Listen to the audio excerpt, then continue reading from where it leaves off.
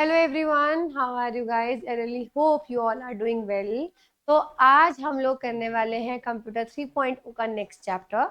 And believe me guys, ये chapter इतना important है क्योंकि इसके अंदर इतने वेटेज वाले टॉपिक्स करने वाले हो, बहुत ज्यादा। तो आज का चैप्टर है नेटवर्किंग एंड साइबर सिक्योरिटी, जिसमें आप नेटवर्क के बारे में सब कुछ पढ़ने वाले हो, साइबर सिक्योरिटी के बारे में सब कुछ पढ़ने वाले हो, हैकर्स क्या होते हैं या फिर टोपोलॉजीज क्या होती हैं, कम्युनिकेशन अगर हो रहा है वो कैसे होता है। तो हर चीज आप इस चैप्टर के अंदर कवर करेंगे। So let's start the video. Before starting it, अगर आपने अभी तक हमारे चैनल को सब्सक्राइब नहीं किया है then make sure you guys subscribe our channel.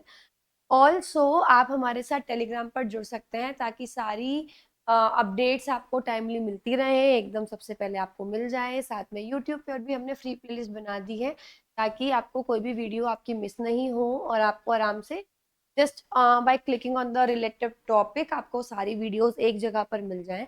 इसी के साथ हमने हमारी वेबसाइट का लिंक भी डिस्क्रिप्शन बॉक्स में डाल दिया है। वहां पर हजारों से भी ऊपर फ्री टेस्ट अवेलेबल है। सो मेक श्योर आप उस पर क्लिक करें, डिस्क्रिप्शन बॉक्स में उसका लिंक है, उस पर आप क्लिक करेंगे हमारी वेबसाइट पर पहुंच जाएंगे। वहां पे आप फ्री टेस्ट भी अटेम्प्ट कर सकते हो और फ्री टेस्ट के साथ साथ वहाँ पेड टेस्ट भी अवेलेबल है, तो आप उसको भी देख सकते हो, आप अपनी तैयारी को अच्छे से पॉलिश कर सकते हो। एंड जो कॉम्बो टेस्ट सीरीज हमने लॉन्च की थी, जो कि आप कह सकते हो कि बिल्कुल अल्टीमेट सॉल्यूशन है आपके एग्जाम्स का, तो वो भी आपको मिल जाएगी हमारी वेबसाइट पर। तो एप्लीकेशन से भी आप उसको ले सकते हो और वेबसाइट से भी ले सकते हो, ठीक है? तो ये चीज का ध्यान रखना। तो आप इसके लिए हमारी ऐप डाउनलोड कर सकते हो, आरबी की एप्लीकेशन है। अदरवाइज आप हमारी वेबसाइट पर जाके भी इसको परचेज कर सकते हो। इसके अंदर आपको फुल लेंथ के मॉक्स मिलने वाले हैं, सेक्शनल मॉक्स मिलने वाले हैं, सारे सब्जेक्ट के टाइप वाइज यानी proper categorisation that the steps that you have to follow to buy the RB combo test series. Okay, चलिए। सबसे पहला टॉपिक है डेटा कम्युनिकेशन का यानी डेटा संचार का। तो वो होता क्या है? Exchange of data between two और मोर डिवाइसेस। जब दो या दो से ज्यादा डिवाइसेस हो, उनके बीच में डेटा ट्रांसफर हो रहा हो, तो उसको बोलते हैं डेटा कम्युनिकेशन। तो बेसिकली इसके अंदर ना चार कैरेक्टरिस्टिक्स होती हैं जिस पे ये डिपेंड करेगा। तो वो चार क्या है उनमें से पहला तो समझ ही लो, डिलीवरी। डिलीवरी का मतलब ये होता है कि जो सिस्टम है उसको डेटा सही टाइम पर और सही डेस्टिनेशन पे डिलीवर करना चाहिए। एनीवेज, ये बहुत सिंप्लीफाइड डायग्राम देखो यहाँ पे कर रखा है। ये वाला तो ऑलरेडी आ ही चुका है नीचे वाला, कि होगा क्या, जो इंटरनेट सर्विस प्रोवाइडर होता है वहां पे डिजिटल सिग्नल होता है इंटरनेट का, मॉडम उसको कन्वर्ट करेगा एनालॉग में, वो टेलीफोन केबल्स के थ्रू हमारे घर में आएगा, तो है ही। पर दूसरा डेटा का ट्रांसफर होता क्या है? सोर्स और ट्रांसमीटर। ये सोर्स है जो इंटरनेट सर्विस प्रोवाइडर का कंप्यूटर है, और ये डेटा को बाहर निकाल रहा है, अपने अंदर से ट्रांसमिट कर रहा है। ट्रांसमिशन सिस्टम, ये हो गया हमारा ट्रांसमिशन सिस्टम मॉडम वाला। फिर रिसीवर और डेस्टिनेशन, ये मेरी डेस्टिनेशन है और ये मेरा रिसीवर है, मेरे वाला मॉडम। तो ये है प्रॉपर सिंप्लीफाइड डायग्राम अगर नेटवर्क में कम्युनिकेशन हमको करनी हो तो चार फीचर्स थे ना। सबसे पहला फीचर्स क्या था? डिलीवरी, करेक्ट डेस्टिनेशन पे डिलीवरी होनी चाहिए। दूसरा फीचर है एक्यूरेसी। एक्यूरेसी का मतलब जो डेटा मांगा है वही आना चाहिए। इट इज जस्ट लाइक कि आपने कुछ ऑर्डर किया तो जो ऑर्डर किया है वही आपको मिलना चाहिए। थर्ड इज टाइमलीनेस, टाइम के अंदर अंदर वो ऑर्डर हो जाना चाहिए। Next is jitter. जिटर का मतलब होता है कि पैकेट के अराइवल टाइम में थोड़ा बहुत भी अगर अंतर है तो उसको जिटर टाइम बोलते हैं, तो वो जिटर है। ओके, तो चार चीजों पर डिपेंड करता है। अब डेटा कम्युनिकेशन में कौन कौन सी चीजें यूज करते हैं?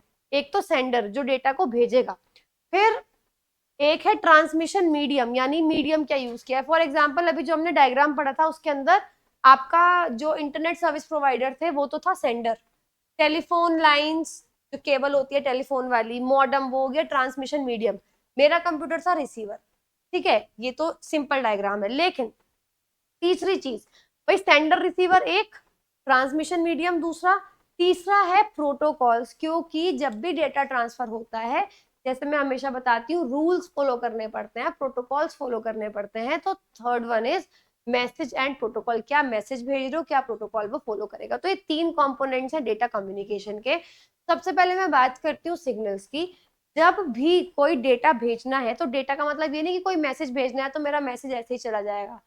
सिग्नल्स की फॉर्म में जाया करता था। तो टू बी ट्रांसमिटेड, प्रेषित करने के लिए डेटा को ट्रांसफॉर्म करना पड़ेगा इलेक्ट्रोमैग्नेटिक सिग्नल्स में।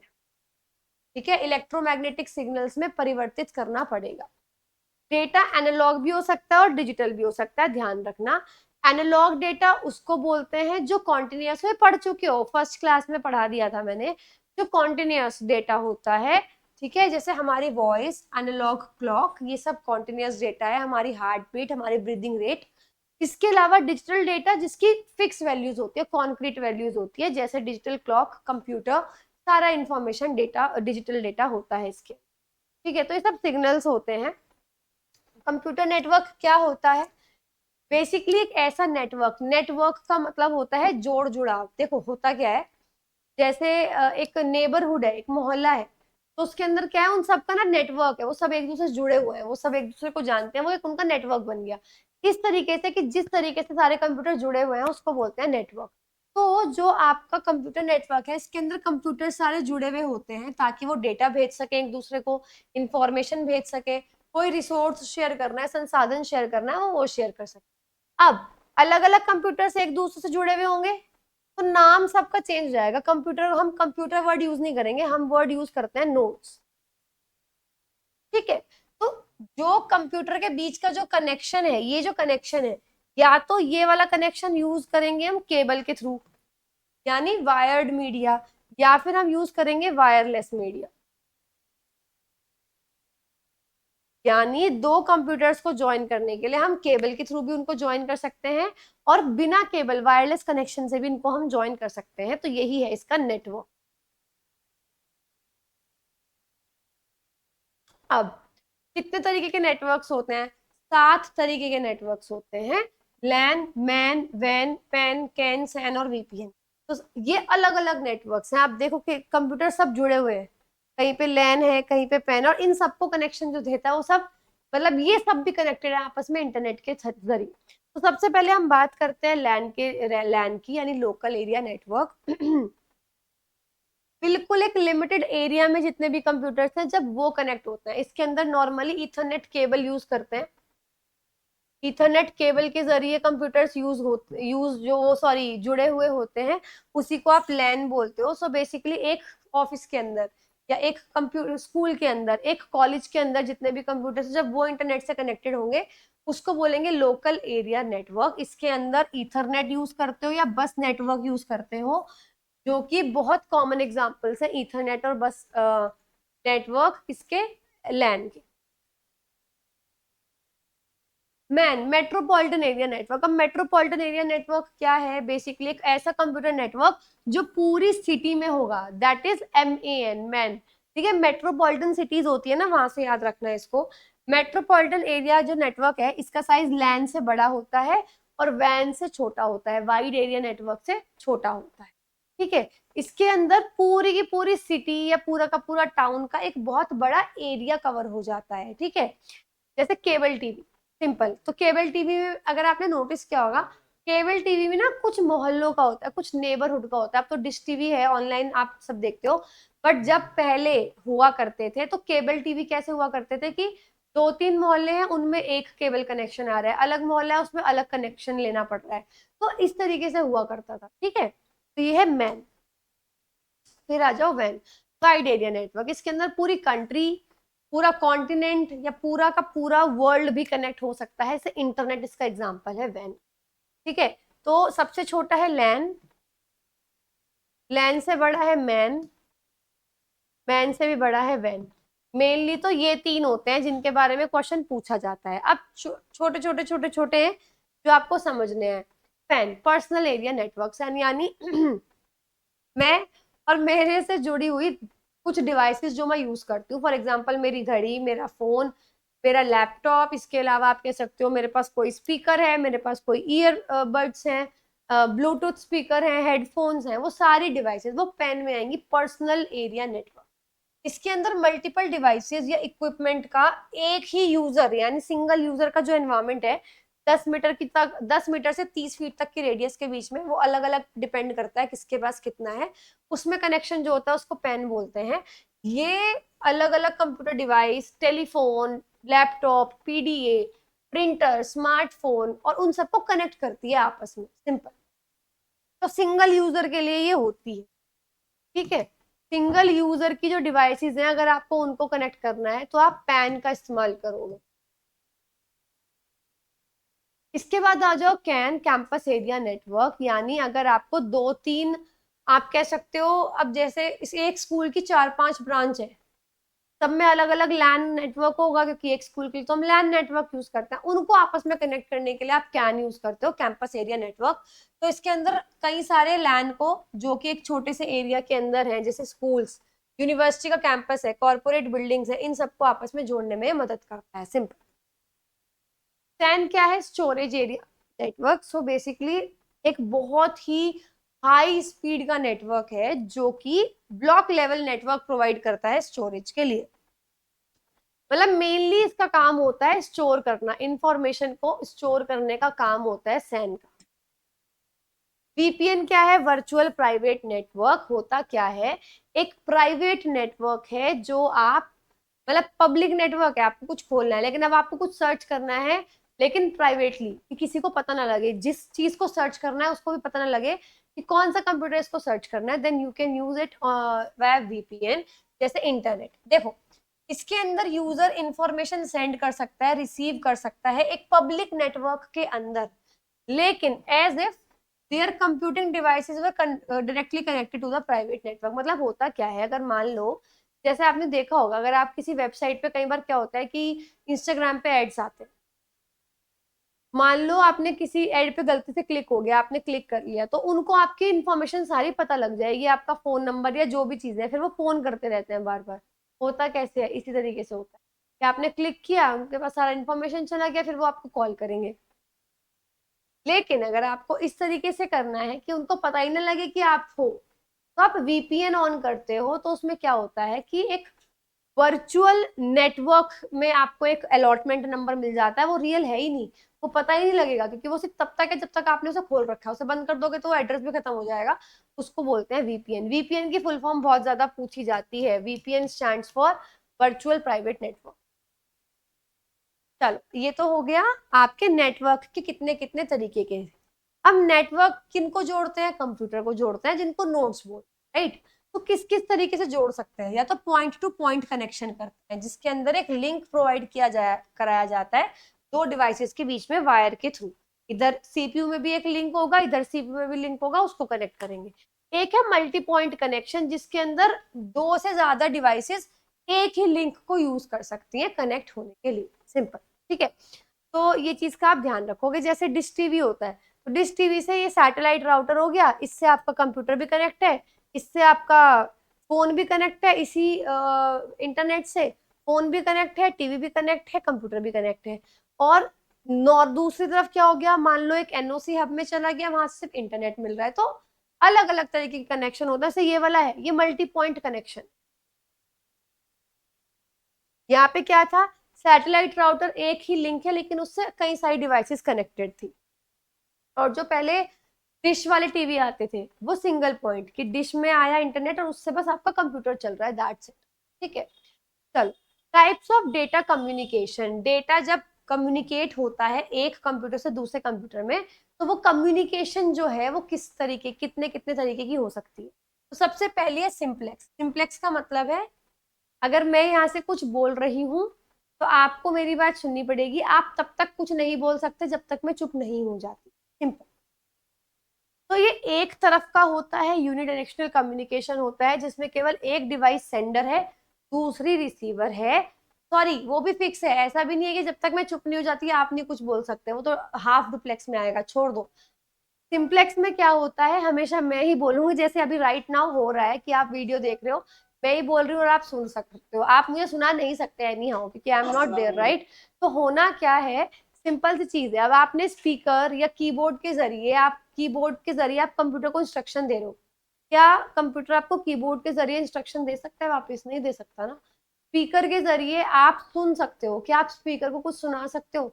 नहीं सुना सकते, क्योंकि वो तो इंस्ट्रक्शन फॉलो कर रहा है कि ये गाना बजाना है, वो गाना बजाए, सिंपल।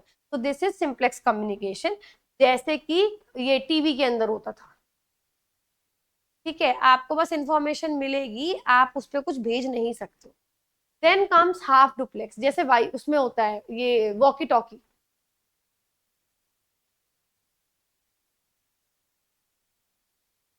मैं भी इंफॉर्मेशन बोल सकती हूँ, आप भी मुझे बोल सकते हो, लेकिन एक टाइम पे एक जन बोलेगा।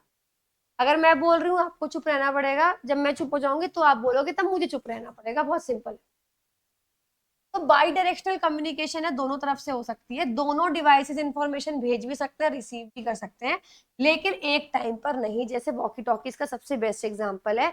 And next is full duplex communication, दो वे का कम्युनिकेशन होता है, बाई डायरेक्शनल कम्युनिकेशन है, जिसके अंदर मोबाइल फोन देख लो ना, मोबाइल फोन हो गया, मैसेजेस हो गया, ईमेल हो गया, एक टाइम पे दोनों तरफ के बराबरी का बोल सकते हैं, कोई जरूरत नहीं है किसी को चुप होने की, सिंपल।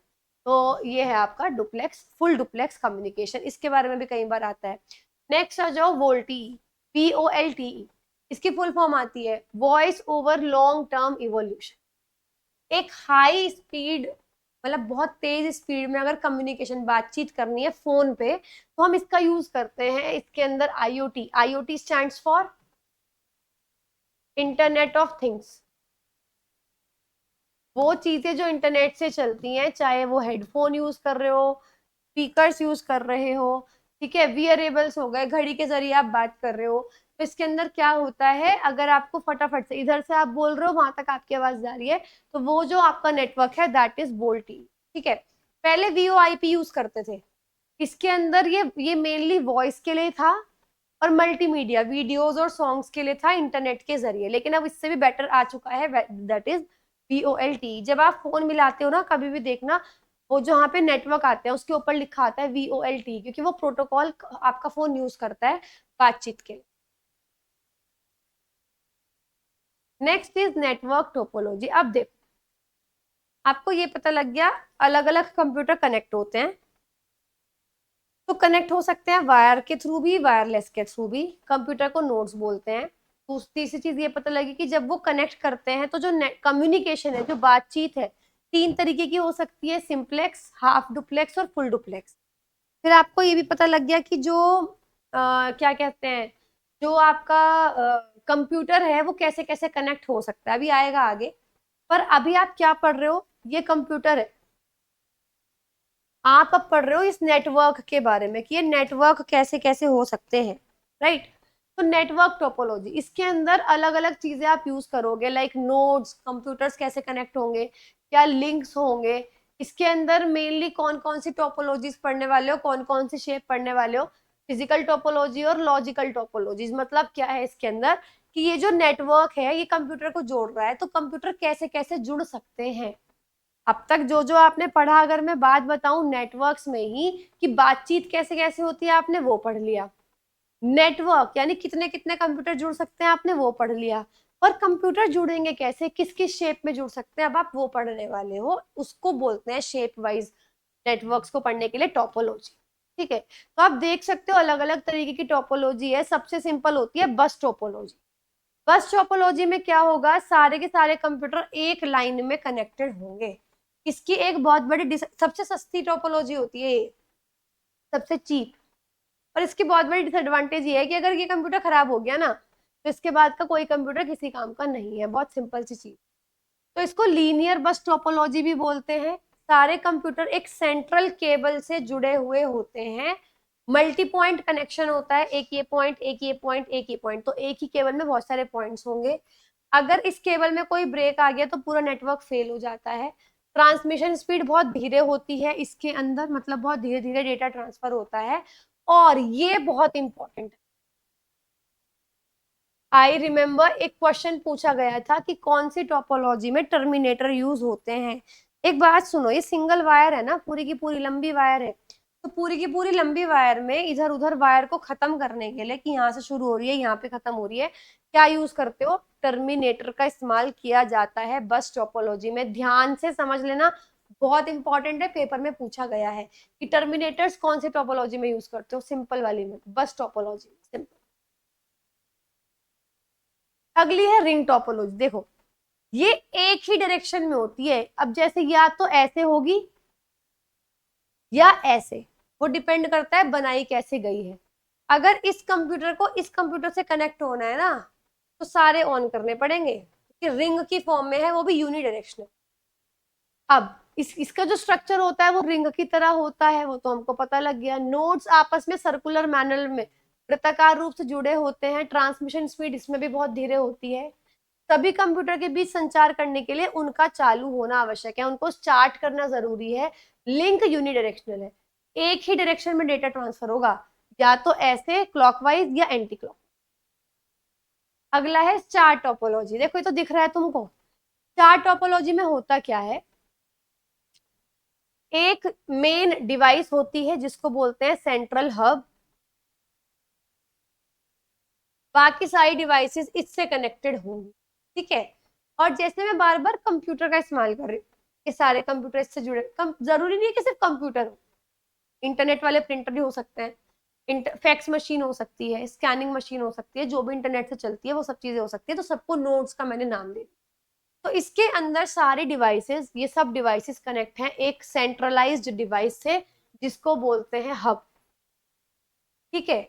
इसमें एक सबसे बड़ी सहूलियत क्या है, अगर किसी डिवाइस को ऐड करना है तो कोई दिक्कत नहीं है, यहीं पे तार लगाओ ऐड कर दो सेंट्रल डिवाइस से, बहुत सिंपल सी चीज।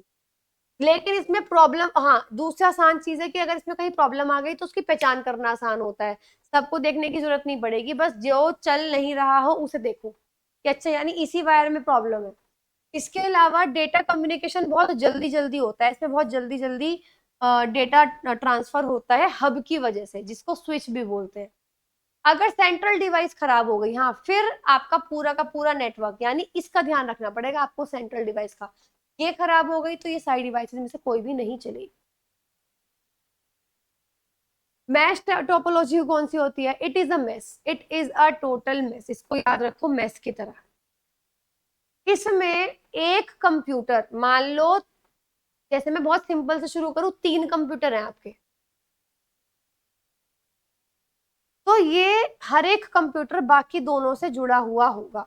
अगर ये कंप्यूटर है ये इससे भी जुड़ा हुआ होगा, इससे भी, ये कंप्यूटर है तो ये इससे भी जुड़ा होगा और इससे भी, ये कंप्यूटर है वो इससे भी जुड़ा होगा और इससे, यानी एक कंप्यूटर बाकी सभी कंप्यूटर से जुड़े हुए होंगे। फॉर एग्जाम्पल अगर मैं बोल रही हूँ 4 कंप्यूटर्स हैं तो चारों आपस में जुड़े हुए होंगे, ये इससे भी जुड़ा होगा, इससे भी और इससे भी, इस तरीके से ये इससे भी जुड़ा होगा, इससे भी जुड़ा होगा, इससे भी जुड़ा होगा। इसकी बात करूं ये भी तीनों से, और इसकी बात करूं ये भी तीनों से, तो मेनली एक कंप्यूटर बाकी सारे कंप्यूटर से जुड़ा होगा। Each node provides individual link to another node, एक नोड दूसरे नोड से व्यक्तिगत रूप से जुड़ा हुआ होगा, यानी हर एक नोड बाकी सारे नोड से, बाकी सारे कंप्यूटर से डायरेक्टली लिंक्ड है। ये सबसे कॉम्प्लेक्स टोपोलॉजी है, सबसे जटिल टोपोलॉजी है, और ये बहुत एक्सपेंसिव होती है, बहुत ज्यादा। क्यों, कई सारे कारणों से। एक तो इसमें जो डेटा ट्रांसमिशन होता है वो इतना फास्ट होता है, बहुत ज्यादा फास्टेस्ट इसमें होता है। दूसरा, इसमें केबल बहुत सारी यूज होती हैं, बहुत सारी, यानी वेरी लार्ज इन नंबर्स। तो केबल इसमें बहुत सारी यूज करते हैं, बल्कि कई बार एग्जाम में क्वेश्चन आया है कि ठीक है 5 कंप्यूटर है, 5 कंप्यूटर को कनेक्ट करना है आपस में मैश टोपोलॉजी में, तो कितनी केबल की यूज होंगी। तो केबल का भी फॉर्मूला इसमें दे रखा है आसान से, n-2/2। और पता है ये कहाँ से आया बताऊं, मान लो 3 कंप्यूटर्स थे, तो एक बार दिमाग तो लगाओ, 3 कंप्यूटर्स में से एक कंप्यूटर को, भाई 3 कंप्यूटर में से अगर मैं इसकी बात करूं तीसरे कंप्यूटर की, तो इसको किससे जुड़ना है, बाकी बचे हुए 2 से जुड़ना है ना, समझ गए ना। तो n को n-1 उससे जुड़ना है, n-1/2। मान लो 5 कंप्यूटर है, तो पांचवें कंप्यूटर को बाकी के 4 कंप्यूटर से जुड़ना है अपॉन 2, 10 केबल्स की जरूरत पड़ेगी, सिंपल। डेटा कम्युनिकेशन फास्ट है, कोई भी फॉल्ट होगा कहीं पर भी तो पूरे सिस्टम पे कोई फर्क नहीं पड़ेगा।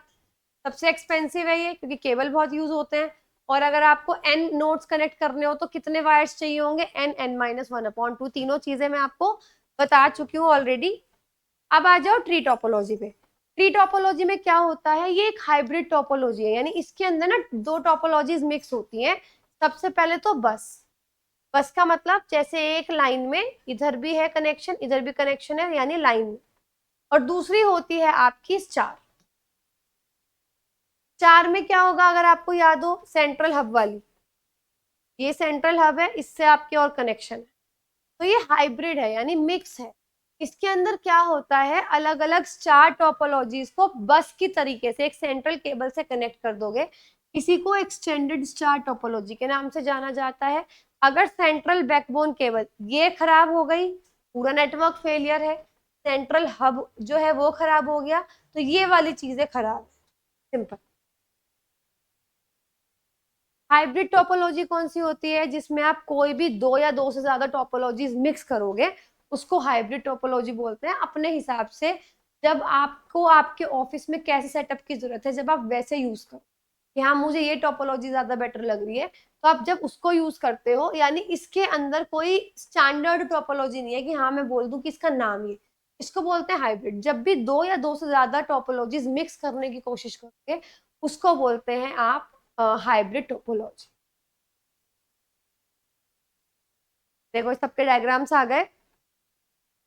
अब आ जाओ क्लाउड कंप्यूटिंग पे। क्लाउड कंप्यूटिंग होता क्या है, जैसे आपने देखा होगा ना कि गूगल पे जो है, गूगल स्टोर, गूगल ड्राइव पे सब अपलोड हो जाता है। तो अगर आपने फोन चेंज किया है, आपको बस अपनी गूगल ड्राइव पे लॉग इन करना है, सारा डेटा उसके अंदर आ जाएगा। तो वो क्या है, क्लाउड कंप्यूटिंग। यानी जब आप क्या करते हो, ये कंप्यूटर बेस्ड सर्विसेज है जो इंटरनेट के जरिए आप प्रोवाइड कराते हो, और ये कहीं से भी किसी भी डिवाइस से आप अपनी चीजों को वापस से एक्सेस कर सकते हो। जैसे पिक्चर और फाइल का आप बैकअप करते हो इंटरनेट पे। इंटरनेट पे बैकअप करने का मतलब क्या है कि आपके कंप्यूटर फोन से डिलीट भी हो जाएंगे तो आपको दिक्कत नहीं आएगी। जिस दिन आप अपना डिवाइस चेंज करोगे, आप अपनी आईडी में लॉगिन करोगे, आईडी में लॉगिन करते ही क्या होगा, आपका सारा डेटा आपको वापस मिल जाएगा, क्योंकि वो डेटा आपने कहाँ स्टोर कर लिया, इंटरनेट पे स्टोर कर लिया, और वो कभी डिलीट ही नहीं हो सकता जब तक आप खुद उसको डिलीट ना करो। अब बात करते हैं नेटवर्क में यूज होने वाले डिवाइसेस क्या है। जैसे मैं बता रही थी ना, ये एक कंप्यूटर, ये एक कंप्यूटर, इसको बोलते हैं नेटवर्क। अब इसमें बहुत सारी डिवाइसेस यूज होती हैं, जैसे स्विच, ठीक है, केबल्स यूज होती हैं, मॉडेम यूज होता है, राउटर यूज होता है, हब हब यूज होता है, गेटवे यूज होता है, ब्रिज यूज होता है। और ये बहुत इंपॉर्टेंट है। इंपॉर्टेंट इसलिए है क्योंकि इनका यूज पूछा जाता है और वहाँ कंफ्यूजन होती है।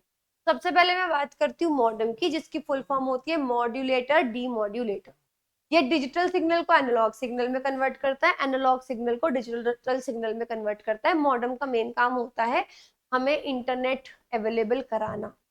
इंटरनेट सर्विस प्रोवाइडर से इंटरनेट मुझे मिल जाए, तो उसके लिए आप मॉडेम यूज करते हो। सिंपल। टेलीफोन लाइंस का इस्तेमाल होता है। दूसरा डिवाइस है ईथरनेट कार्ड। ईथरनेट कार्ड लैन में यूज करते हो, लोकल एरिया नेटवर्क में आप यूज करते हो। तो बेसिकली एक कार्ड होता है जिसको आप बोलते हो एनआईसी, नेटवर्क इंटरफेस कार्ड, ठीक है। इस कार्ड के जरिए, मतलब एक अडेप्टर होता है ये, एक तरीके से ये कह लो, ये लगाओगे कंप्यूटर में, इंटरनेट आ जाए। तो इंटरनेट जो इथरनेट कार्ड्स है वो डेटा ट्रांसफर करते हैं, लेकिन स्पीड कम होती है, 10 Mbps से 1 Gbps, मतलब 10 Mbps या 30 Mbps तक की तो स्पीड स्लो ही रहती है। लेकिन जहाँ 30 Mbps से ज्यादा हुई तो स्पीड बहुत हाई। तो इथरनेट कार्ड्स का भी हम इस्तेमाल करते हैं इंटरनेट प्रोवाइड कराने के लिए। हर एक एनआईसी पे, हर एक इस कार्ड पे एक एड्रेस लिखा होता है। जब जो कब लिखा जाता है, जब ये बन रही होती है तो मैन्युफैक्चरर लिखता है एड्रेस। उस एड्रेस को बोलते हैं मैक एड्रेस। जैसे मैंने आपको इससे पहले क्लास में आईपी एड्रेस समझाया था, वो वर्चुअल एड्रेस था।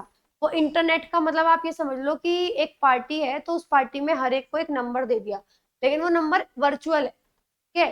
तो वो तो हो गया आईपी एड्रेस, वर्चुअल एड्रेस। लेकिन एक है आपके घर का एड्रेस, वो परमानेंट एड्रेस है। वो जब भी आप पैदा हुए होंगे तो आपको वो एड्रेस मिल गया, तो that is the MAC address. तो ये एनआईसी पे जो है, या इथरनेट कार्ड पे जो है, वो एक एड्रेस लिखा होता है जो कंप्यूटर को नेटवर्क में सर्च करने के काम आता है। थर्ड डिवाइस है रिपीटर। रिपीटर क्या होता है ये भी सुन लो।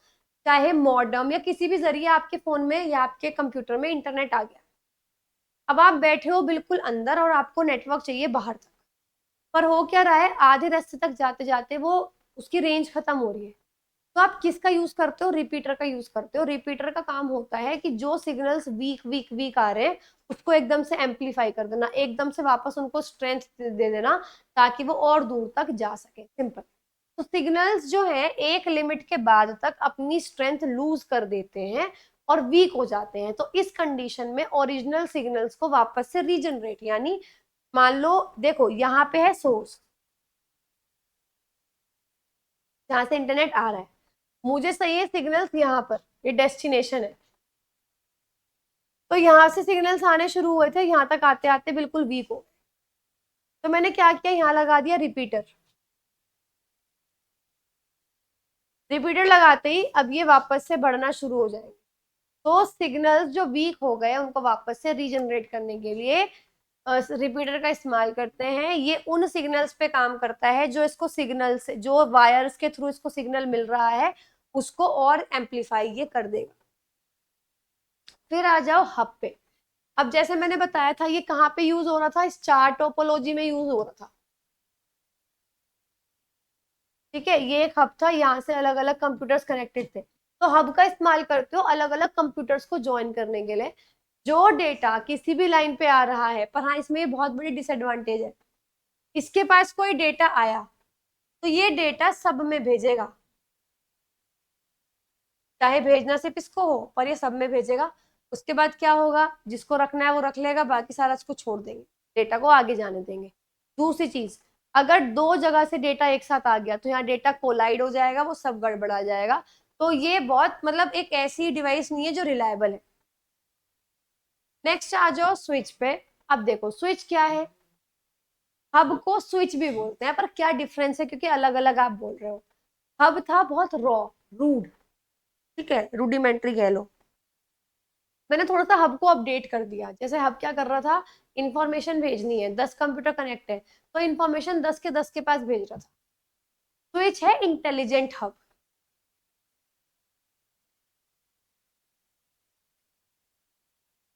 ये इंफॉर्मेशन को सबके पास नहीं भेजेगा, ये देखेगा वो इंफॉर्मेशन जानी कहाँ है, जिसके पास जानी है ये इंफॉर्मेशन सिर्फ उसके पास भेजेगा। तो हब से थोड़ा महंगा होता है, बट हब की तरह ही है प्रॉपर, बस हल्का सा काम में डिफरेंस आ गया। देखो इसके अंदर बहुत सारे कंप्यूटर्स या डिवाइसेस जो एक ही लैन में कनेक्टेड है वो सारी कनेक्ट हो जाती है, मतलब अलग अलग कंप्यूटर कनेक्ट हो जाते हैं।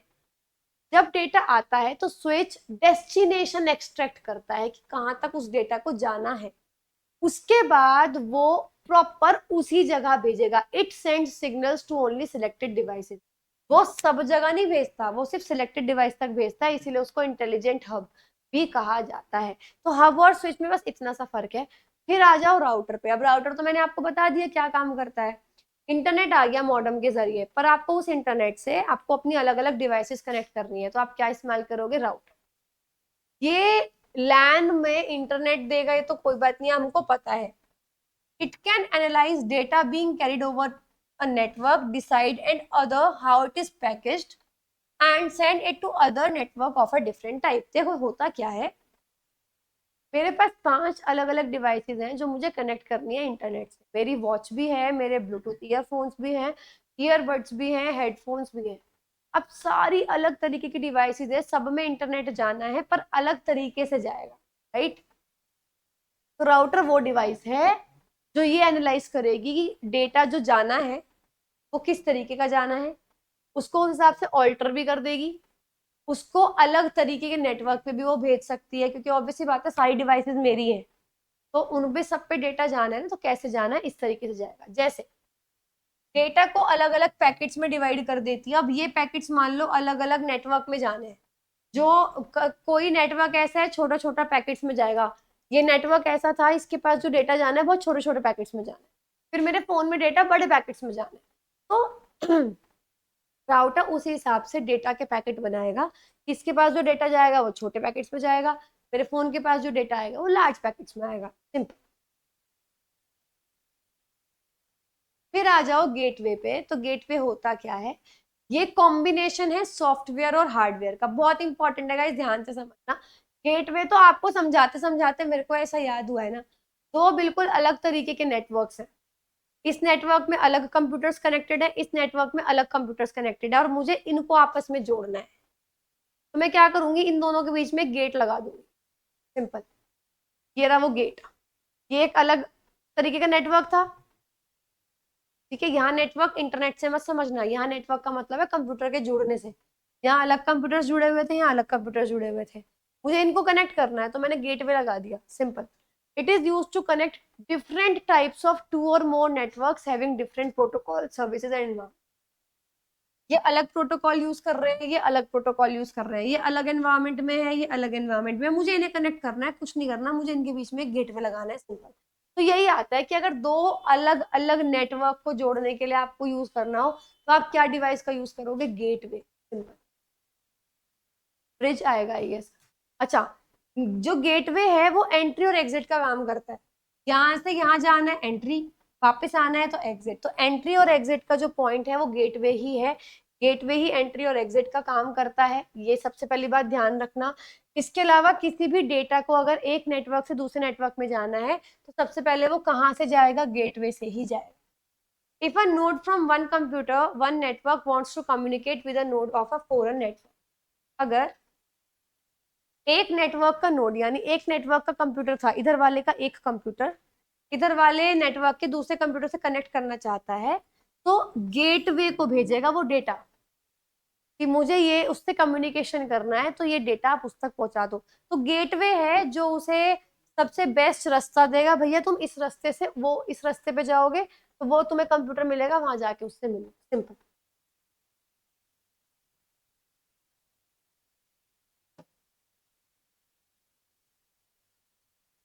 ब्रिज, अब देखो, अब ब्रिज भी अच्छे से समझ लेना, क्योंकि देखो ब्रिज में भी यही है, अलग अलग कंप्यूटर बीच में ब्रिज यूज हुआ हुआ है। क्या है ब्रिज में, ओएसआई मॉडल आपने पढ़ा था क्रैश कोर्स में, तो आपने पढ़ ही लिया होगा, अदरवाइज ओएसआई मॉडल बहुत इंपॉर्टेंट है, इसमें 7 लेयर्स होती हैं। तो उन 7 लेयर्स में से जो डेटा लेयर होती है, उसके अंदर आप इस्तेमाल करते हो ब्रिज का। ब्रिज वैसे इस्तेमाल नहीं होता, ओएसआई लेयर में इस्तेमाल होगा, वो भी डेटा लिंक लेयर। ये सेम तरीके के नेटवर्क्स, आप नेट देखो, गेटवे जो यूज कर रहे थे, गेटवे और ब्रिज बिल्कुल सेम है, जैसे स्विच और हब सेम थे। हब इंटेलिजेंट नहीं था, स्विच इंटेलिजेंट है। ऐसे ही गेटवे और ब्रिज भी बिल्कुल सेम है, बहुत छोटा सा फर्क है। गेटवे में डिफरेंट नेटवर्क्स कनेक्ट होते हैं, इसके अंदर सेम तरीके के नेटवर्क कनेक्ट होते हैं, मतलब दो अलग अलग नेटवर्क्स हैं, इनके अंदर कंप्यूटर एक तरीके से काम करते हैं, एक ही रूल फॉलो करते हैं, सब कुछ सेम है। तो इनको कनेक्ट करने के लिए जो आप इस्तेमाल करोगे, उसको आप यूज करते हो ब्रिज को, ठीक है, बहुत simple.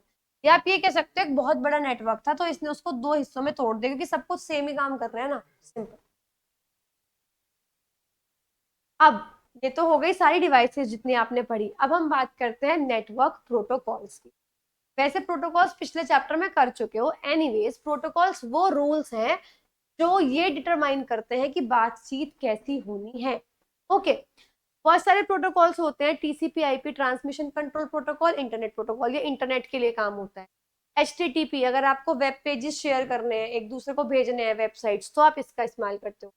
HTTPS, FTP file transfer protocol, SMTP, ये देखो ये तीनों, ये ईमेल में यूज होने वाले प्रोटोकॉल्स है, वो आप इंटरनेट और ईमेल में आप पढ़ चुके हो ऑलरेडी। तो network protocols.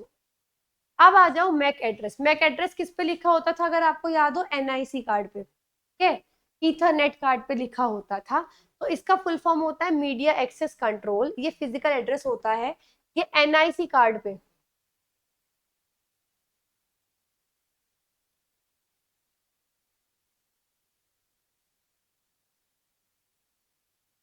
Network interface card, या जिसको आप क्या बोलते हो, ईथरनेट बोलते हो, ठीक है। उस पे लिखा हुआ हो जाता है, कब लिखा जाता है, जब वो बन रहा होता है मैन्युफैक्चरिंग के टाइम पे। 12 डिजिट का हेक्साडेसिमल नंबर है, जिसकी लेंथ होती है 48 बिट्स की। इसकी जो शुरुआत की 6 डिजिट्स हैं, वो रिप्रेजेंट करती है मैन्युफैक्चरर की आईडी, जिसने इसको बनाया है।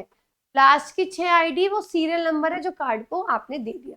तो बेसिकली ये याद रखना है कि 12 डिजिट का एक नंबर होता है, सिंपल।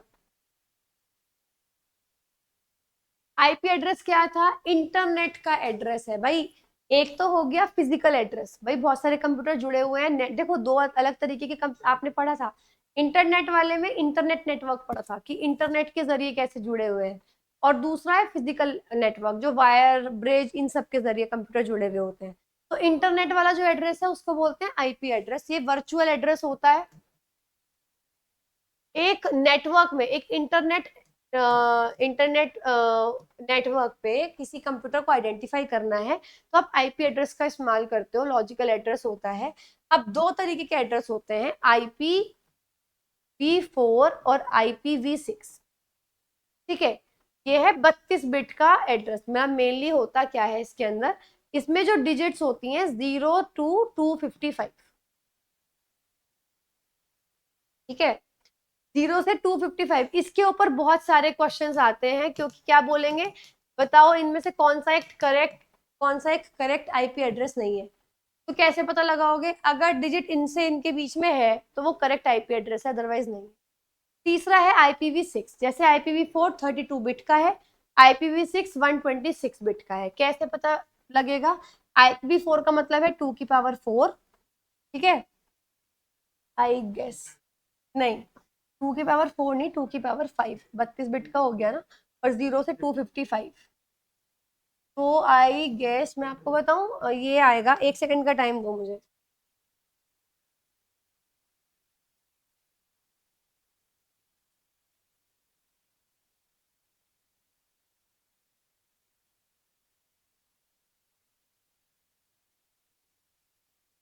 हाँ देखो,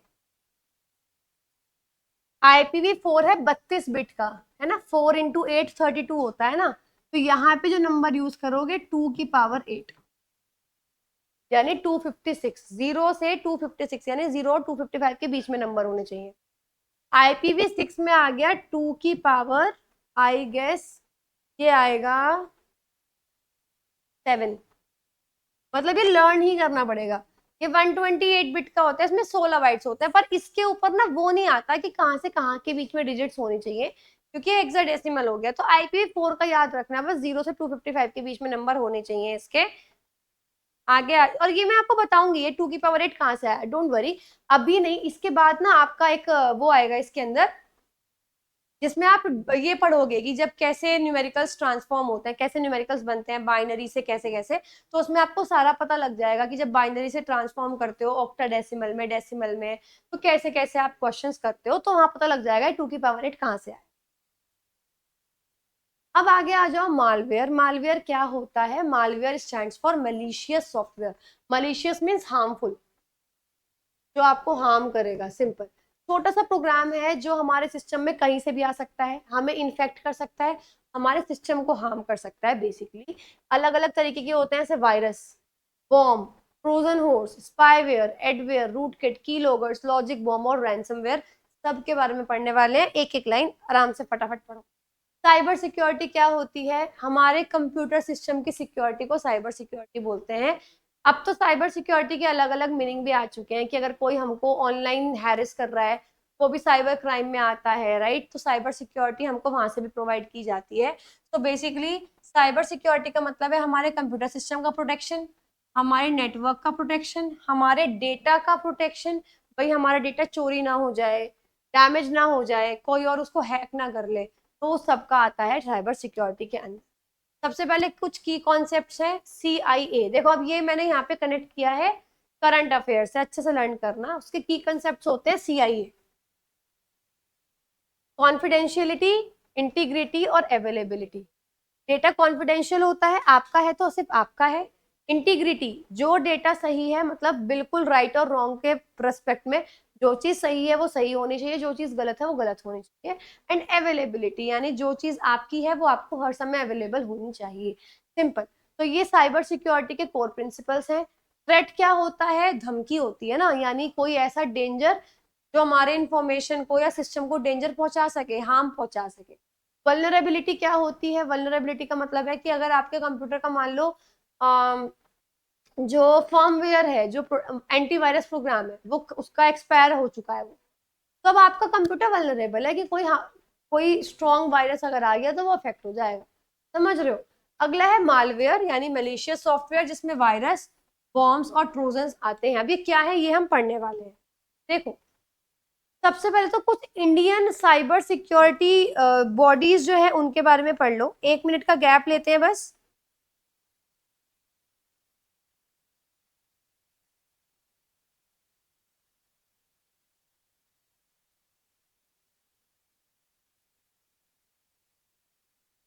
यस, देखो, सबसे पहला है सर्ट इन। सर्ट इन क्या है? Indian computer emergency response team. Computer emergency response team India की। अगर कुछ कहीं भी साइबर अटैक होता है तो सर्ट इन वो टीम है जो साइबर सिक्योरिटी के अगेंस्ट इंडिया को प्रोटेक्ट करती है। ठीक है, ये इंडिया में बॉडीज हैं जो साइबर सिक्योरिटी क्राइम के अगेंस्ट बनी है। NCSC, national cyber security coordinator. NCSP, national cyber security policy 2013 में बनी थी, जिसने नेशनल साइबर सिक्योरिटी का फ्रेमवर्क, ढांचा तैयार किया।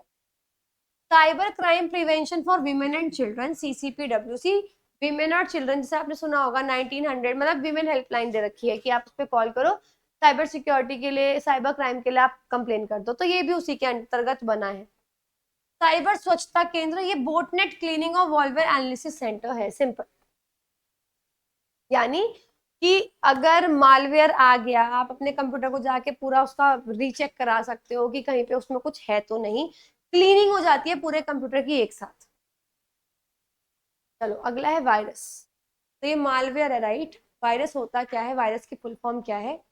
Vital information resource under seize. जो बहुत इंपॉर्टेंट इंफॉर्मेशन की जो रिसोर्सेज है हमारे कंप्यूटर में, वो सीज यानी आप कह सकते हो हमले के अंदर अंदर वो आ रहे हैं। एक ऐसा प्रोग्राम है जो अपने आप को रेप्लिकेट, अपने आप को कॉपी कर सकता है। ये अपने आप को अटैच करेगा उस फाइल के साथ जिस पे आप क्लिक करोगे, यानी एग्जीक्यूटेबल फाइल है। आपको एग्जीक्यूट करना है उसको। एग्जीक्यूट का मतलब उसको इम्प्लीमेंट करना है अपने कंप्यूटर में, आपको खोलना है उसको अपने कंप्यूटर में। तो ये अपने आप को उसके साथ अटैच करेगा, और जैसे ही आप देखो, जब तक आप उस फाइल पे क्लिक नहीं करोगे, चाहे आप 5 साल कंप्यूटर को काम कर लो, कोई दिक्कत नहीं। पर अगर आपने उस फाइल पे क्लिक कर लिया तो ये फाइल के साथ कनेक्टेड है, ये भी खुल जाएगा। वायरस बिल्कुल बायोलॉजी वाले वायरस की तरह है, इसको कोई डिटेक्ट नहीं करता, लेकिन जैसे आपने उस फाइल पे क्लिक किया, ये खुल जाएगा। खुलने के बाद क्या होगा, ये अपने आप को कॉपी करेगा। तो अगर आप पहले वाले को हटाओगे तो उसके आगे कॉपीज हो चुकी होंगी। तो इस तरीके से ये काम करता है। जितने भी वायरसेस अटैच होते हैं वो फाइल पे एग्जिस्ट कर सकते हैं, लेकिन तब तक एक्टिव नहीं होंगे या तब तक नहीं फैलेंगे जब तक वो यूजर उस फाइल पे क्लिक करेगा। सिंपल। वायरसेस अलग अलग तरीके के होते हैं, जैसे फाइल वायरस जो फाइल से अटैच होगा, macro virus, multi partite virus जो बहुत सारी पार्टीज से कनेक्टेड होगा, बूट सेक्टर वायरस या मास्टर बूट रिकॉर्ड वायरस। आपने देखा होगा कंप्यूटर ऑन ऑफ करते हुए कई बार वो पूरा सब उड़ जाता है इस वजह से। स्टेल्थ वायरस जो कुछ चोरी करेगा। कैविटी या स्पेस फिलर वायरस जो स्टोरेज खत्म कर देगा आपके कंप्यूटर का। टनलिंग वायरस, ठीक है। Polymorphic virus is most important, which can change its shape, which can change it's form. ये एक वायरस यानी जो भी हार्म पहुंचा रहा था, उसके बाद पता लगे कुछ और हार्म पहुंचाने लग गया। पॉलीमॉर्फिक मतलब which can change it's form. Simple. अब आगे आ जाओ, वॉर्म, जिसकी फुल फॉर्म है राइट वंस रीड मैनी। ये भी अपने आप की कॉपी बना सकता है। क्वेश्चन यही आता है कि देखो, जितने भी मॉलिशियस सॉफ्टवेयर है ना, सारे ये वायरस, वॉर्म वगैरह, ये सब अपने आप कॉपी कर सकते हैं। बस एक ट्रोजन हॉर्स है जो अपने आप को कॉपी नहीं कर सकता, तो ये याद रखना। ये एक ऐसा प्रोग्राम है जो अपने आप को रेप्लिकेट करेगा और पीसी का इंटरनेट यूज करेगा। मतलब हमारे घर में आके हमारा ही सामान यूज कर रहा है अपने आप की कॉपी बनाने के लिए, और फिर वो कॉपी किसी दूसरे कंप्यूटर में भेजने के लिए भी इंटरनेट के जरिए दूसरे कंप्यूटर में भेज देगा। ठीक है। ये वायरस से अलग होते हैं, जैसे इनको ना जरूरत नहीं होती कि आप फाइल पे क्लिक करोगे तभी ओपन होंगे। ये अगर आपके कंप्यूटर में आ गए तो इनकी मर्जी है, कभी भी शुरू हो सकते। ट्रोजन हॉर्स, ट्रोजन हॉर्स वो होता है जो दिखने में लगता है भाई लेजिट। अब देखो, तुम जैसे ये पिक्चर देख लो, क्योंकि ये ना इसका रियल इंस्पिरेशन है। तो आई डोंट नो कौन सी 2 कंट्रीज थी, one is I think Roman. अब क्योंकि मैं इतनी बार ये बता चुकी हूँ कि मैं खुद ही भूल गई। तो 2 कंट्रीज के बीच में वॉर चल रही थी, तो हुआ ये कि ऑब्वियस सी बात है, इतने बड़े गेट्स थे कि जो कंट्री पे अटैक हुआ था उन्होंने वो गेट बंद कर लिए, ठीक है।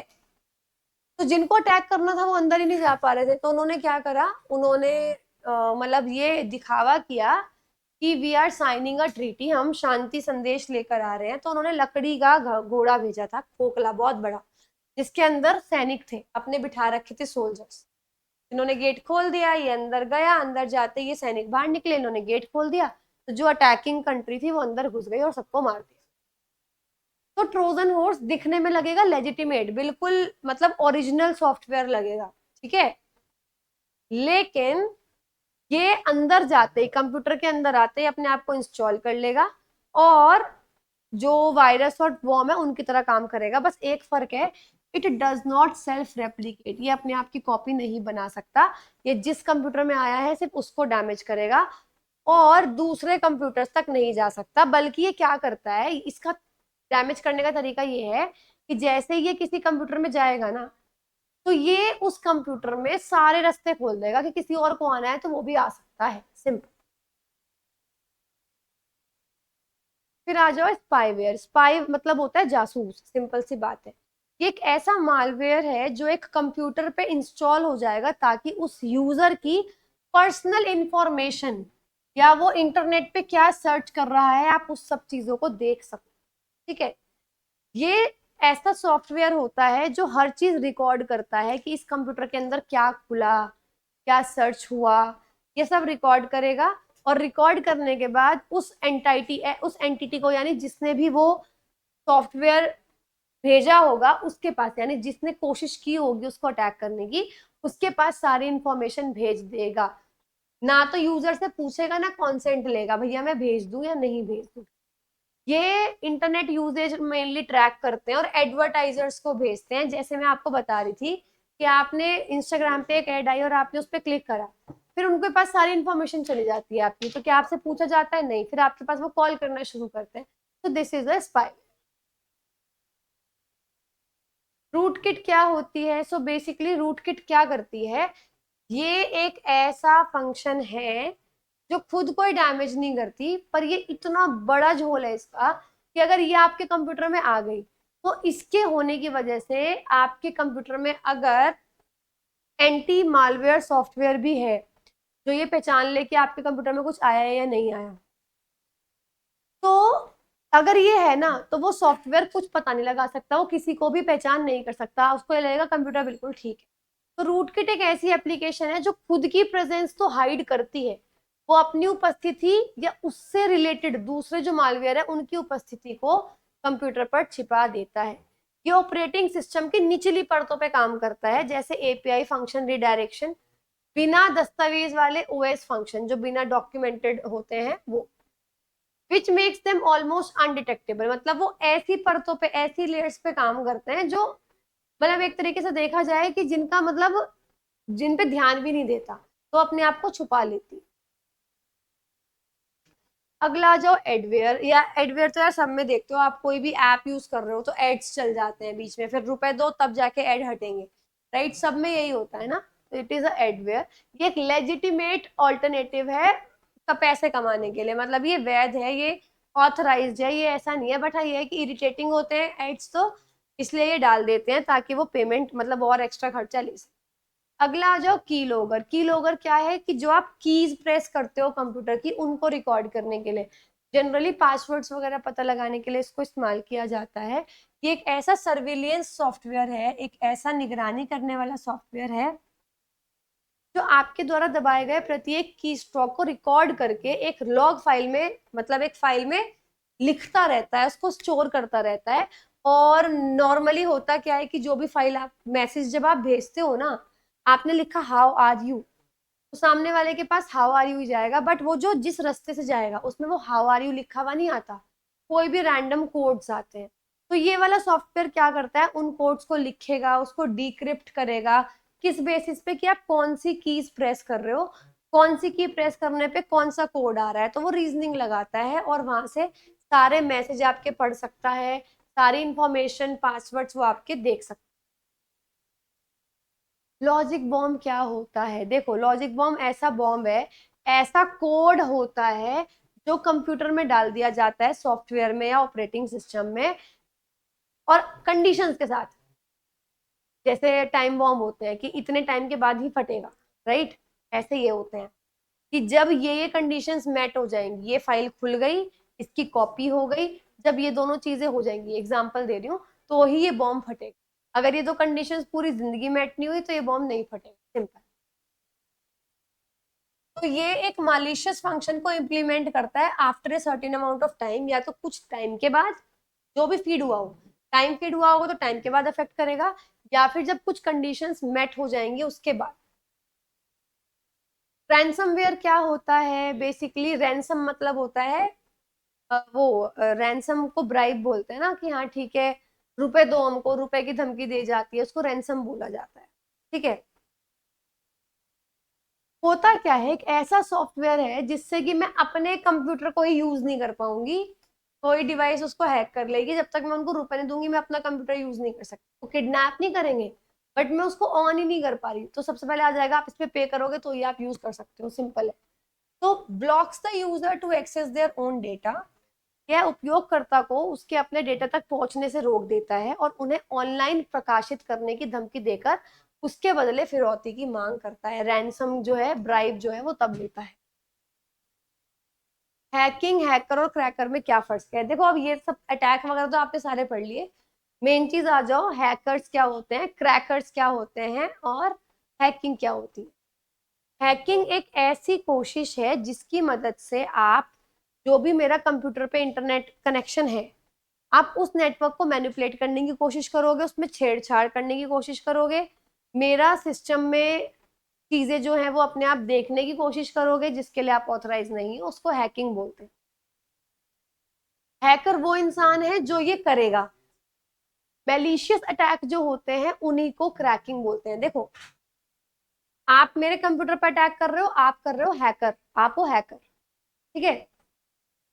मेरे कंप्यूटर की क्या हो गई, हैकिंग हो गई, लेकिन जो अटैक आपने करा उस अटैक को हमने क्या बोला, क्रैकिंग।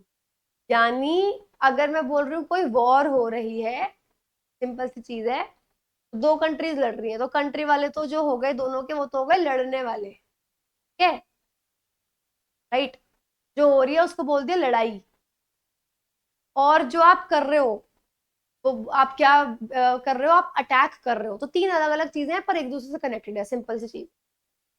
हैकर्स और क्रैकर्स अपनी नॉलेज का इस्तेमाल करते हैं लूप होल्स का पता लगाने के लिए, कि या कोई अगर कंप्यूटर है या कोई इंटरनेट से कनेक्टेड है, तो वो अपना दिमाग यूज करते हैं कि इसमें क्या कमी है, मैं किस जरिए इसकी कौन सी लेयर को, मतलब मैं घुस के इस कंप्यूटर में घुस सकता हूँ, सिंपल।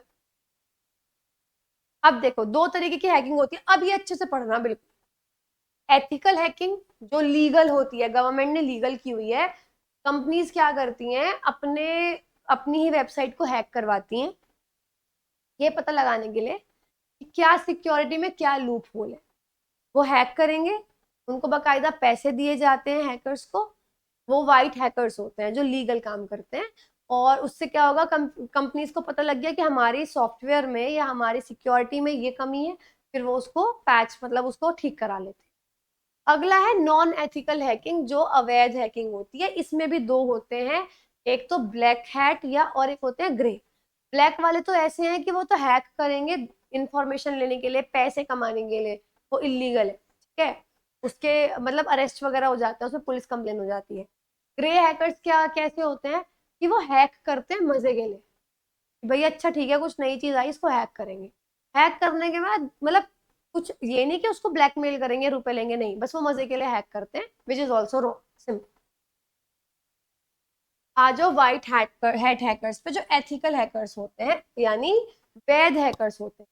अगर एक हैकर अपनी नॉलेज का इस्तेमाल करे और इस्तेमाल करके जो भी सिस्टम में सिक्योरिटी में जो कमियां हैं उसको ठीक कर दे या उसका पता लगा ले, उसको व्हाइट हैट हैकर बोलते हैं। ये वो ऐसे हैकर्स होते हैं जिनकी इंटेंशन अच्छी होती है, ठीक है। ये असल में सिक्योरिटी एक्सपर्ट्स होते हैं, ऑर्गेनाइजेशन इनको हायर करती है ताकि वो अपने टाइम टू टाइम चेक करा सके हमारी वेबसाइट कितनी स्ट्रांग है, कोई अटैक करना चाहेगा तो कितना अटैक करना पॉसिबल है। ठीक है। अगली अगर मैं बात, अच्छा, अगर मैं बात करूं अगली, ब्लैक हैट हैकर्स के, कंप्लीटली नॉन एथिकल होते हैं, अवैध होते हैं। ये अपनी नॉलेज का इस्तेमाल करते हैं ताकि कानून को तोड़े, और जो फ्लॉज, जो कमियां हैं, उस कमियों का फायदा उठा के उसको और एक्सप्लॉइट करते हैं। ठीक है, उसका और सुरक्षा भंग करते हैं, और वो रुपए भी मांगते हैं, ब्लैक हैकर्स है। ये ब्लैकमेल करते हैं, रैंसम्स मांगते हैं। इसके बाद आ जाओ ग्रे हैट हैकर्स पे। ये क्या करेंगे, ये भी जो भी कंप्यूटर में कमी है उसका इस्तेमाल करके हैकिंग करेंगे, but they don't do for monetary और पॉलिटिकल गेन्स। वो रुपए की वजह से नहीं करते या किसी का फायदा हो इसलिए नहीं करते, वो करते हैं मजे के लिए। देखो, just for the fun of it, वो मजे के लिए करते हैं, but this is also wrong. फिर आ जाओ फिशिंग। फिशिंग क्या होती है? देखो, फिशिंग मुझे कैसे पता लगी थी, सबसे पहले मैं बताती हूँ। आई डोंट इवन रिमेम्बर मैंने टीवी में कुछ देखा या मैंने कहाँ देखा। फोन आया, और फोन पे, फोन आके, मतलब मैंने सीन देखा है, आई जस्ट डोंट रिमेम्बर, मैंने टीवी पे ही देखा होगा डेफिनेटली। फोन आया, और फोन पे जब आया मुझे लगा ही नहीं ऐसा होता है, तब मुझे विश्वास ही नहीं हुआ। बट अभी तो होता है, ऐसा बहुत कॉमन है कि आपके पास फोन आ रहा है और उधर से आपको, मान लो आपके पेरेंट्स की आवाज आ रही है, बिल्कुल रियल, कि वो आपके पेरेंट्स ही बोल रहे हैं, और वो रुपए मांग रहे हैं या कोई डिटेल मांग रहे हैं और आपने दे दी। उसको बोलते हैं फिशिंग, कि जब इंसान कोई और हो पर वो कुछ सॉफ्टवेयर का इस्तेमाल कर रहा हो ताकि वो आवाज फेम कर ले। तो एक एग्जांपल दिया है मैंने, सिर्फ फिशिंग का मतलब सिर्फ यही नहीं होता, बहुत सारे होते हैं। एक बहुत अनलॉफुल एक्टिविटी है, गैर कानूनी एक्टिविटी है, जहाँ पे फेक वेबसाइट्स, बहुत ही ज्यादा झूठी वेबसाइट्स आ जाती हैं, गलत ईमेल्स आ जाते हैं जो ओरिजिनल लगते हैं, ऑथेंटिक लगते हैं, बट जब आप उन पे क्लिक करोगे वो आपसे इंफॉर्मेशन ले लेंगे, पर्सनल डेटा ले लेंगे, और बैंकिंग की डिटेल्स ले लेते हैं, क्रेडिट कार्ड की डिटेल्स ले लेते हैं, और आपका सारा बैलेंस उड़ जाता है। ये क्या करते हैं, ये ओरिजिनल चीजों का लोगो यूज करेंगे, हल्का सा उनको हल्का सा, मतलब बहुत कहीं पे हल्का फुल्का डिफरेंस क्रिएट कर देंगे जो पता लगाना बहुत मुश्किल होता है। और उसके बाद फोन कॉल या टेक्स्ट मैसेज के जरिए भी आजकल ये होने लगा है। पैकेट स्निफिंग क्या होती है? देखो, जब एक कंप्यूटर से दूसरे कंप्यूटर में डेटा जाता है ना, पैकेट्स में जाता है, तो ऐसा कोई सिस्टम जो बीच में से कुछ पैकेट्स को हटा ले, डेटा को हटा ले, चोरी हो जाए डेटा, उसको बोलते हैं पैकेट स्निफ। पैकेट स्निफिंग का मतलब है जब डेटा के पैकेट्स जो कि एक कंप्यूटर से दूसरे कंप्यूटर में जा रहे हैं, उसको वो चुरा ले, उसको पैकेट स्निफिंग बोलते हैं। और जो डिवाइस ये करेगी, जैसे पासवर्ड उठा लिया या कुछ भी उठा लिया, जो डिवाइस या सॉफ्टवेयर ये करेगा उसको बोलते हैं पैकेट स्निफर। अब आ जाओ स्पूफिंग। देखो, अब इस पैकेट स्निपिंग में तो नाम ही आ रहा है पैकेट स्निफिंग में, कि पैकेट को चुरा रहे हैं। स्नूपिंग क्या होता है? देखो, स्नूपिंग अटैक तब होता है जब एक अटैकर या कोई मालिशियस प्रोग्राम, जो गलत सॉफ्टवेयर होता है, वो सक्सेसफुली दूसरे इंसान के कंप्यूटर के बिहाफ पे वो अटैक करे। वो अपने आप को दिखाएगा कि भाई मैं तो बिल्कुल ओरिजिनल हूं, मतलब मैं, वो अपना डेटा इम्पर्सोनेट करेगा। देखो, जब कोई हमलावर या हानिकारक प्रोग्राम किसी अन्य व्यक्ति की पहचान बनाकर डेटा की नकल करता है। छोटा सा एग्जांपल देती हूँ आपको स्पूफिंग का। लोग आते हैं कि हाँ ठीक है, हम इनकम टैक्स डिपार्टमेंट से हैं, वो झूठी आईडी भी दिखा देंगे, तो वो क्या कर रहे हैं, डेटा को इम्पर्सोनेट कर रहे हैं ना, नकली बना रहे हैं ना डेटा। लोग मान जाते हैं, वो अंदर आते हैं, वो उनको रुपए भी खिला देते हैं, तो स्पूफिंग हो जाती है। कॉमन टाइप की स्पूफिंग अटैक क्या है? ARP spoofing, DNS spoofing, domain name system. आपको डोमेन नेम खरीदना है, पता लगा उन्होंने एक ऐसी वेबसाइट बना ली कि डोमेन नेम हम बेचते हैं, रुपए भर दिया आपने, तो क्या हो गया? स्पूफिंग हो गया। बहुत सारे स्पूफिंग अटैक हैं जो यूज हम करते हैं, जो यूज किए जाते हैं ताकि नेटवर्क पे अटैक कर सकें, कॉन्फिडेंशियल इंफॉर्मेशन को लेने के लिए। तो बिल्कुल ओरिजिनल वेबसाइट्स बनाएंगे, होती फेक है बट वो दिखती ओरिजिनल। स्नूपिंग, तीन चीजें हैं। स्नूप का मतलब होता है चुपचाप सुनना, ठीक है? तो it refers to listening to a conversation. अगर आप किसी की बातचीत छुपके से सुन रहे हो, जैसे आपने एक वेबसाइट में लॉग इन किया, वहां पे ना तो एनक्रिप्शन होता है। एनक्रिप्शन का मतलब समझते हो ना? व्हाट्सएप एनक्रिप्टेड है। अगर आप एक मैसेज भेज रहे हो किसी इंसान को, तो यहाँ से आपको मैसेज इंग्लिश में टाइप होगा, उसको इंग्लिश में दिखाई देगा, बट जिस मीडियम के जरिए वो मैसेज जा रहा है, उसमें रैंडम कुछ भी कोड लिखा हुआ आएगा, आपका मैसेज लिखा हुआ नहीं आएगा। तो बीच में अगर कोई उसको देखना चाहेगा मैसेज को, वो नहीं देख सकता, वो पढ़ ही नहीं सकता, इवन व्हाट्सएप की कंपनी नहीं पढ़ सकती। ठीक है, मान लो अब आप एक ऐसी वेबसाइट में मैसेज कर रहे हो जहां वो लॉग इन कर रहे हो, एनक्रिप्शन नहीं है, आपके यूजर नेम और पासवर्ड कोई भी उठा सकता है, जो जिसकी वो कंपनी है वही उठा सकते हैं। देखो, जब तक एनक्रिप्शन नहीं था तो व्हाट्सएप या फेसबुक या कुछ भी ले लो, वो आपके मैसेजेस पढ़ सकती थी कि आप क्या लिख रहे हो, उनके पास एक्सेस था। बट अभी नहीं है, जब से एनक्रिप्शन आया है। सिंपल। फायरवॉल क्या होती है? एक ऐसा सॉफ्टवेयर का प्रोग्राम है जो अगर आपके कंप्यूटर पे कोई अटैक करने की कोशिश करेगा, वायरस, समझ रहे हो ना कितने सारे पढ़े अभी आपने, तो वो उसको वहीं रोक देगा। ये इंटरनेट था, ये आपका कंप्यूटर है, आपने फायरवॉल डाउनलोड कर रखा है, खरीद रखा है, यहाँ से अलग अलग तरीके के अटैक्स आएंगे, अटैक्स कह लो, नेटवर्क कह लो, रिक्वेस्ट कह लो, फैसिलिटीज कह लो। तो फायरवॉल सिर्फ उसी को अंदर भेजेगी जो हमारे कंप्यूटर के लिए सेफ है, जो अटैक करने की कोशिश करेंगे उनको रोक देगी। सिंपल। तो फायरवॉल ऐसे टूल है जिनको आप कंप्यूटर की सिक्योरिटी बढ़ाने के लिए इस्तेमाल कर सकते हो। इंटरनेट के जरिए इंटरनेट की सिक्योरिटी बढ़ानी है कि कोई हमारे पास साइबर अटैक ना कर दे, तो आप इसको इस्तेमाल करते हो। सॉफ्टवेयर में भी आता है, हार्डवेयर में भी आता है, और दोनों कंबाइंड भी आते हैं। चलो, ऑथेंटिकेशन क्या होता है? जैसे आपने देखा होगा कि अगर आपने जीमेल खोल रखा है एक कंप्यूटर पे, आपको अपने फोन में भी खोलना है, तो वो ऑथेंटिकेट कराता है कि आप ही हो ना जो लॉगिन कर रहा है। आपके दूसरे डिवाइस पे ईमेल पे कुछ कोड देगा, वो टाइप पर, उसको बोलते हैं ऑथेंटिकेशन, जिसमें वो पहचान करता है कि आप ही जेन्युइन, आप ही लॉगिन कर रहे हो ना, आपकी आईडी। ठीक है। ऑथोराइजेशन क्या होती है? कि परमिशन दे देना। आप कुछ भी अगर डाउनलोड कर रहे हो तो वो ऑथराइजेशन मांगता है कि आप परमिशन हमको दे रहे हो ना, कि हम ये चीज एक्सेस कर सकते हैं आपकी, तो that is known as authorisation. तो गाइज, ये थी आपकी fourth class, and I hope आपने इसको एंजॉय किया होगा, आपको मैटर समझ में आया होगा। इसी के साथ आप हमारा ऑफिसर बैच ले सकते हैं, नया बैच अभी जस्ट स्टार्ट हुआ है। इसमें आपको सारे सब्जेक्ट्स की क्लासेस मिल जाएंगी, आपको डबल एओ की क्लासेस में इसमें मिल जाएंगी। आपको अगर अकाउंट्स वगैरह की सब कुछ चाहिए तो फ्रॉम जीरो टू हीरो हमारा ये प्रॉपर बैच है, जिसके अंदर सारा रिकॉर्डेड बैच मिलेगा। टारगेट ग्रुप्स बनाए जाएंगे जो खुद शुभम से सुपरवाइज करेंगे, और सभी सब्जेक्ट्स आपको मिलेंगे। बट अगर आपको सब्जेक्ट स्पेसिफिक बैच चाहिए, then we have Dronacharya batch also, ये मैथ्स का बैच है। आपको हर एक बैच में उससे रिलेवेंट पीडीएफ मिलेंगी, उससे ही रिलेवेंट ई बुक्स भी मिल जाएंगी, क्योंकि वो बनी हुई है। जैसे अगर आप ऑफिसर बैच लेते हो तो सारी ई बुक्स मिलेंगी, लेकिन अगर आपने मैथ्स का लिया तो मैथ्स से रिलेटेड ई बुक मिलेगी। अगर आपने जनरल अवेयरनेस का बैच अवेलेबल है वो लिया, तो जनरल अवेयरनेस से रिलेटेड सारी ई बुक्स आपको मिल जाएंगी। तो आज के लिए इतना ही guys, we will meet again in the next video. Till then have a good day and good bye.